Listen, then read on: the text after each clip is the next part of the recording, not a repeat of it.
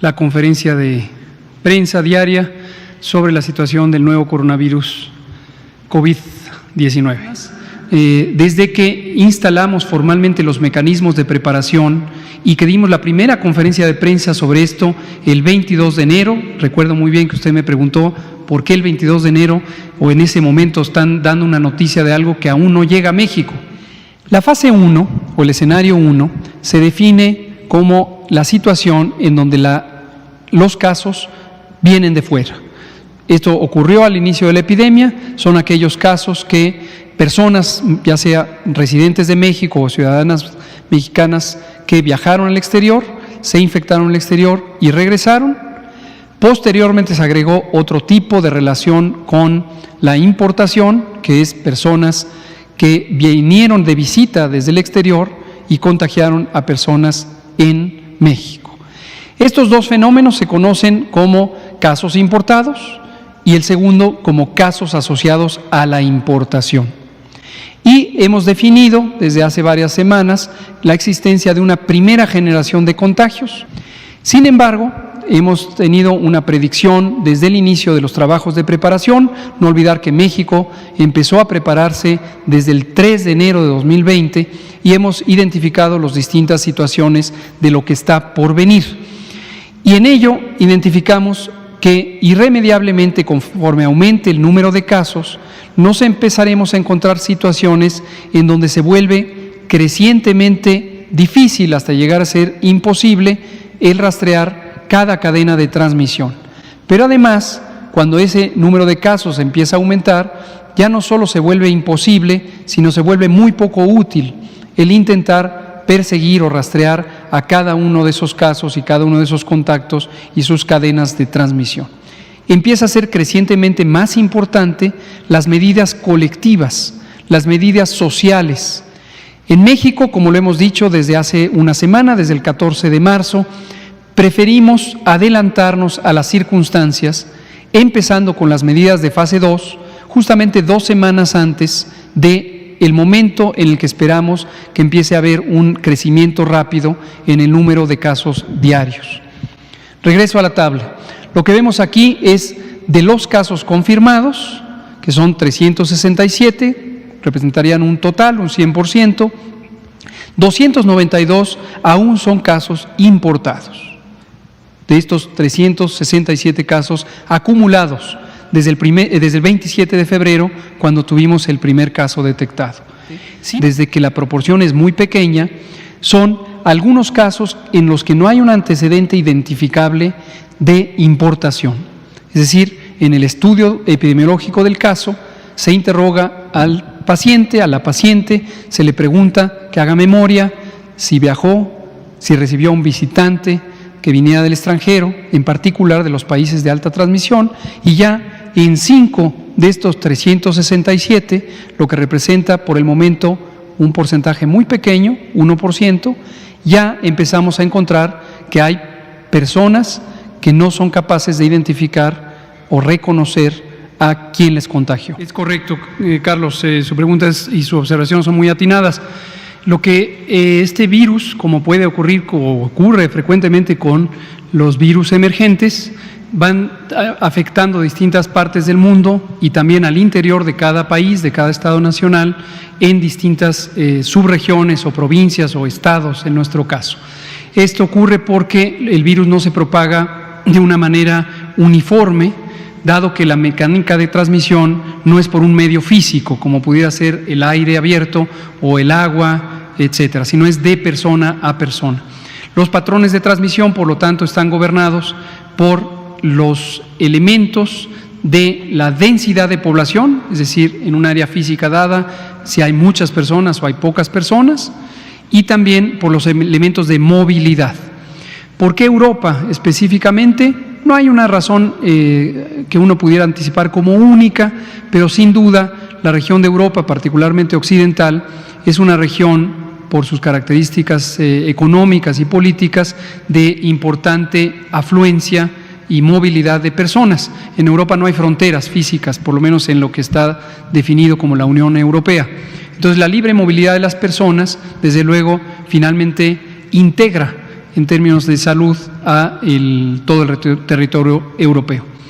América, indudablemente, como lo fue en su momento China y posteriormente el sureste asiático y después Europa, empezará a convertirse en la zona de mayor generación de infecciones, por lo tanto, en el mayor número de casos nuevos en las últimas 24 horas y, según el tamaño poblacional, terminará siendo una región que aporte significativamente casos. Exhortamos, y aprovecho ahora sí se me ponen a su sana distancia, para recordarles que su sana distancia es la mejor herramienta, la mejor fuerza que podemos tener para controlar esta epidemia.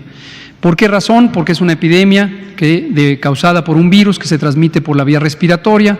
Cada vez que hablamos, tosemos, estornudamos, gritamos o cantamos, todos, absolutamente todos los seres vivientes o todos los animales, pero en este caso los humanos, que somos también parte del reino animal, despedimos vapores o aerosoles de secreciones respiratorias y también gotas, pequeñas gotas de saliva, a veces son visibles, a veces son demasiado pequeñas para ser visibles. Ese material líquido proveniente de una persona infectada tiene una concentración importante de virus. Esos virus, si llegan a los ojos, la nariz o la boca de una persona susceptible, le van a causar la infección. Y una proporción de las personas infectadas, que podría ser hasta el 5 o 10% de los infectados, puede desarrollar enfermedad. COVID es la enfermedad. El virus se llama SARS-CoV-2, pero COVID es la enfermedad. De modo que una persona con el virus, que uno puede documentar la existencia del virus, pero que no tiene fiebre, dolor de cabeza, dolor de garganta, tos, estornudos, malestar general, no tiene COVID. Entonces, esto de los espacios públicos es importante porque en la medida que todas y todos nos quedemos en casa, permanezcamos en casa siempre que esto sea posible, no salgamos por las plazas públicas, por el transporte público, evitemos ir a lugares concurridos, eso va a ayudar a cada una y uno de ustedes, a cada uno y una de nosotros, a que no nos contagiemos. Y eventualmente, si tenemos enfermedad, a que no contagiemos a otros. Hay que conservar una sana distancia y que su sana distancia nos ayude a todos, a ustedes mismos, a nosotros mismos, a todos. Bueno, gracias por las preguntas. Son interesantes. A todos nos gusta tener blanco o negro, lloviendo, secas, arriba, abajo. Uno se siente más cómodo cuando las cosas se clasifican en sí o no, y eso nos lleva a pensar que las fases de una epidemia se pueden definir en un punto preciso porque se alcanza una proporción de casos no rastreables, porque se llega a un número de casos, pero en realidad no funciona así.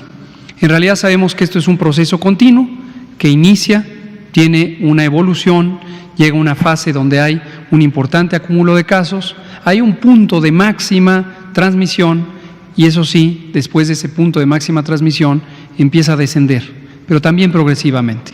Hemos dicho, preparémonos para una epidemia larga porque si tenemos éxito en retardar la transmisión, vamos a tener una epidemia larga.